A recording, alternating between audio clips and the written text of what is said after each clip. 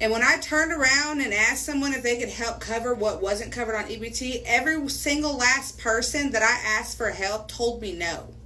I don't know who voted on this, but it's not right. There's people out here struggling like me that need to buy food. And we're back with another round of videos. This time we've got people absolutely terrified about the new restrictions coming into effect on food stamps and EBT. Trust me, some of these reactions are wild, and the further we go into the video, the crazier it gets. Make sure you stick around until the end. The last clip is unbelievable. Quick question before we start. Do you think these new restrictions are long overdue, or are they going too far? I'd love to hear your thoughts down below. All right, let's get right into it. All right, new Section 8 low-income housing guidelines that are going to piss you off and leave all of us homeless.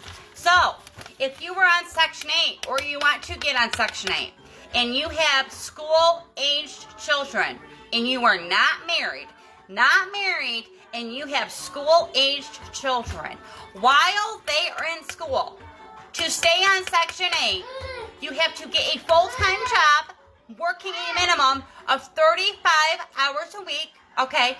That's your first option. There's only two options, by the way. That's your first option. Or the second option is you have to volunteer for a minimum of 15 hours a week, okay? Their choice. They tell you where you volunteer, and you have to volunteer 15 hours a week on top of their work program that you have to pay $40 a month for, okay? Out of pocket, that's another 25 hours a week. So 25 hours a week for their work program, okay? On top of 15 hours of community service, or you have to get a full-time job. And then once you get that full-time job, you'll be kicked off because you're making too damn much. Okay, so pretty much they're taking Section 8 away, okay? They are putting us out on the streets. I don't know how I'm going to pay my rent. I can't go get a job. I have 6 kids. Where are we going to go? And I'm not doing community service. I'm not doing your freaking work program. And then we have to pay $40 for the work program. I am so pissed I can't even talk. This is freaking nuts. Let's be honest here. If you're an able-bodied adult, this is exactly how it should be. Taxpayers didn't birth your kids, and we shouldn't be responsible for raising them either. And seriously, enough with all these excuses. There are millions of Americans doing just fine without relying on Section 8 or government handouts. You want to know how they're doing it? By working hard and taking responsibility for their lives. But I'm curious, do you think programs like Section 8 are helping people get back on their feet, or just creating a cycle of dependency? Anyway, let's move on to the next clips, because trust me, they just keep getting better. You happy now? For Mr. Shami?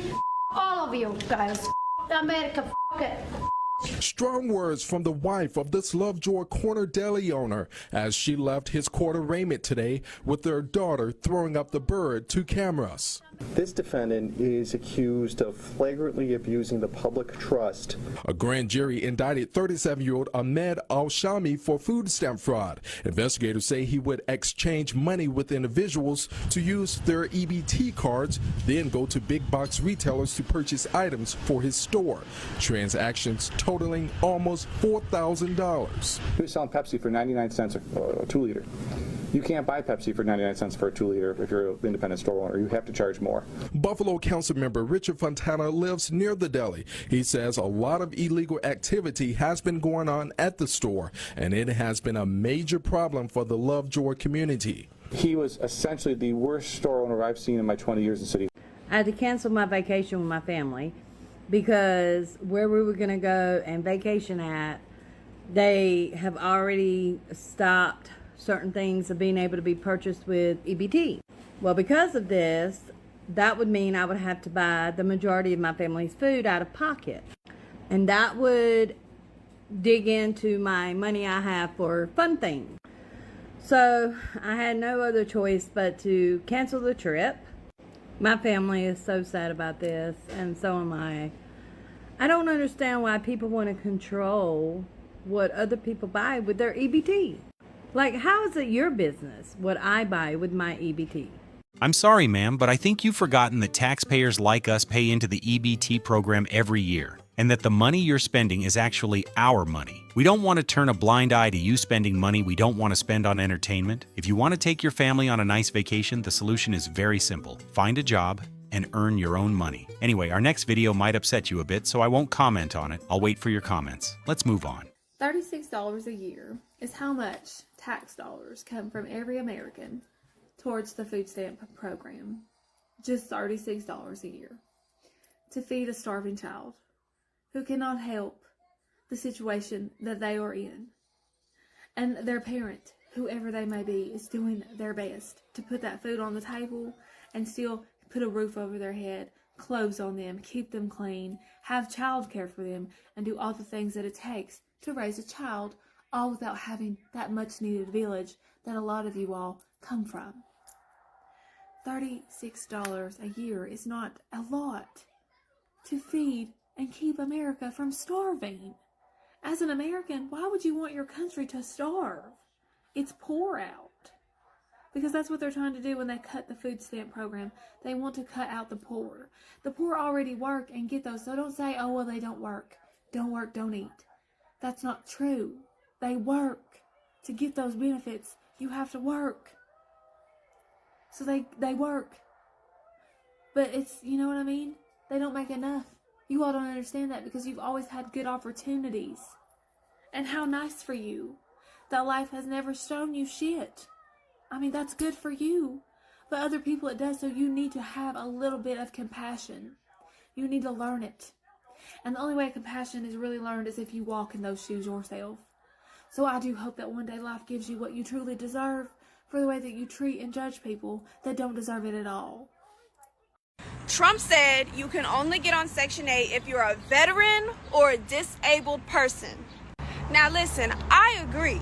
If you are of sound mind and good health, you need to get up and figure it out just like the rest of us. Stop having kids so you can ride the wave. The government shouldn't have to help you. At the end of the day, we're all independent. We can get up and grind. Do it like I do it. What do you mean? Why not? We're sick of people just riding the government's wave. Oh, don't worry about it. I'm going to just get housing, pay half of my rent, and then use these food stamps. If I need more, I'm going to just pop out another baby. What? What happened to go get it out the mud? What happened to work hard for what you want? What happened to that type of thing? You should leave that for people who really need it. People who are missing organs. People who have, they mentally can't, you know what I'm saying? People who need this type of help. Y'all don't. Let's be honest. Y'all don't.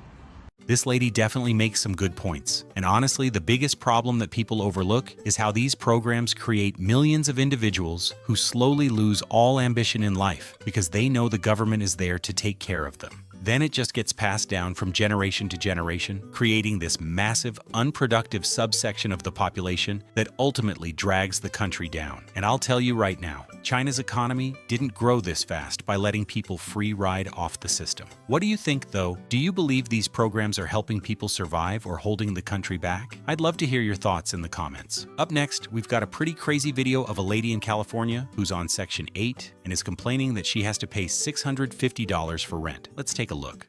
You're on Section 8. Your rent's only $100. $650. I live in California and it's income based. I'm on your ass. $650? I moved out at 17 years of age. Lived in a 3-bedroom, 2-bathroom house with 2 grown adults who I worked with at a pizza place. And my portion was $600 a month. Fast forward some years later, now 26. My rent is pushing $1,500 and I'm literally in the cheapest apartment that you can get in my area. And it's for a 2-2. I also have a mortgage because I got some land and I ain't got a house on it yet, so I gotta keep renting for a second. I can't even imagine being a grown adult and only paying $600 in rent. Bro, I wish. That's not including a power bill, car insurance. I finally paid off my car notes. I ain't never getting no car notes again unless I'm rich. You thought you ate. Mug's paying $2,000 a month. My homie paying $2,400 a month for rent. Like I said, I'm in the cheapest apartments that you could possibly get where I'm at. And so I lucked out. I lucked out for real.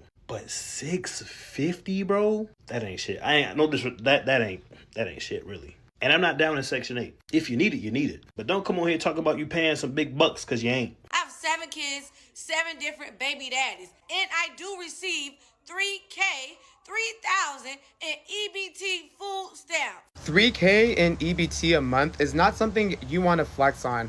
That literally shows how much you cannot provide for the children you kept on having. How do you have 7 different baby daddies and you were giving birth since the age of 14?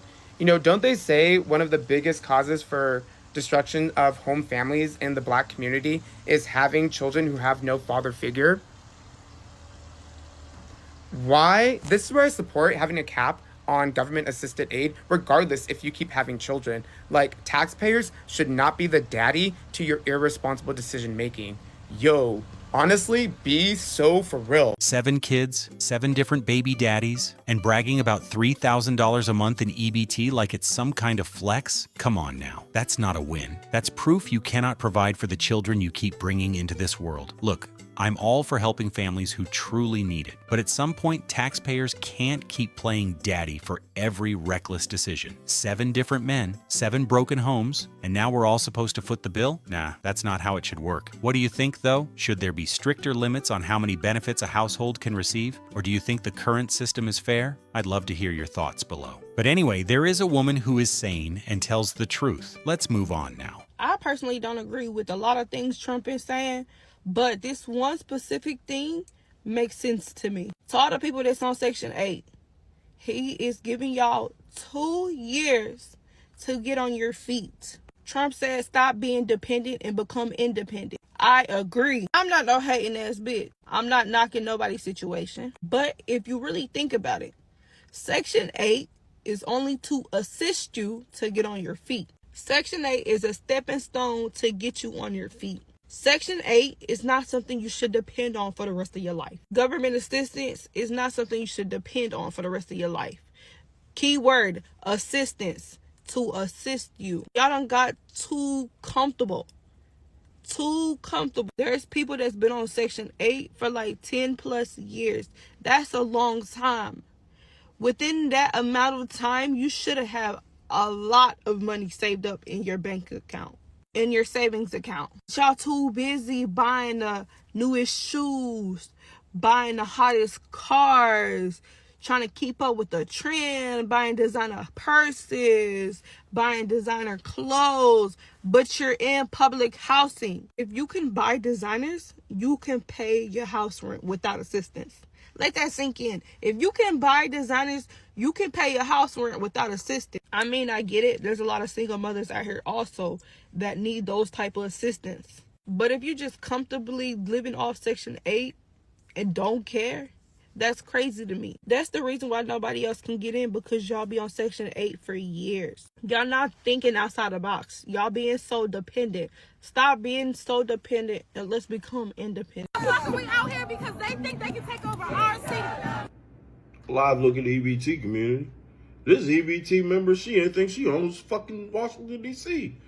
United States owns Washington, D.C. And motherfucker, you don't own shit in Washington, D.C. You don't own property. You don't own pavement. You don't own parking lots. You don't own nothing. What you mean, our city? They call this a fashion takeover, but whose streets do these look like, Chuck? So are you telling me if I get like 20 people and we walk down the street, down Walt Disney Avenue, we own Walt Disney now?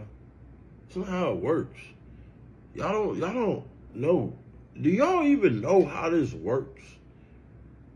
Whose streets do they look like? They look like our motherfucking streets. Are y'all really protesting the fact that black children and black men's lives are being saved? EBT 101. They don't value lives, y'all. Skedaddle. Y'all are about to find out that food stamps don't buy candy anymore.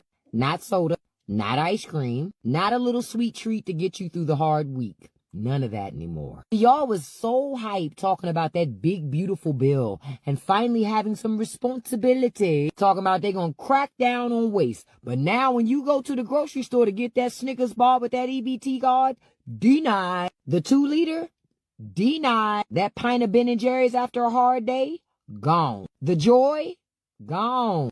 But hey, at least billionaires are still getting tax breaks, right?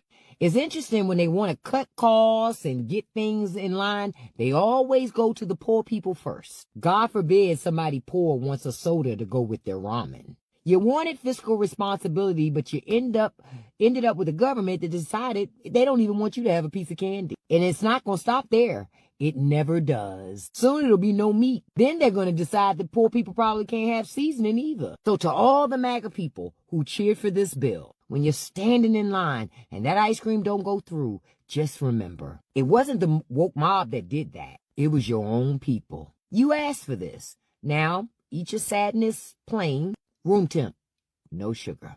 Oh, y'all were so excited for that responsibility bill, huh? Guess what? Now your EBT card can't even buy a Snickers. That soda? Denied. That pint of Ben & Jerry's after a long week? Gone. But hey, billionaires still get their tax breaks, so congrats on that. This is what happens when they say they're cracking down on waste. Somehow it's never the rich who pay more. It's always the people barely holding on. And the wildest part, a lot of the folks cheering for this bill are about to find out the hard way when they can't even get a 2-liter with their ramen noodles. But anyway, as you know, I saved the best for last. Let's move on. Okay, so I don't know when it was put into effect, but yesterday when I went to the grocery store and I swiped my EBT card, there was many items, most of the items that I had tried to pay for with my EBT card were declined. And that resulted in embarrassment for me because I was expected to pay out of pocket for food that should have been covered with my EBT card. Like simple items like cake, I got donuts, I got pop, and I got a big case of energy drinks. There was like 12-pack of energy drinks I got, and I got like 8 bags of chips. And none of them were covered on EBT. And when I turned around and asked someone if they could help cover what wasn't covered on EBT, every single last person that I asked for help told me no. I don't know who voted on this, but it's not right. There's people out here struggling like me that need to buy food.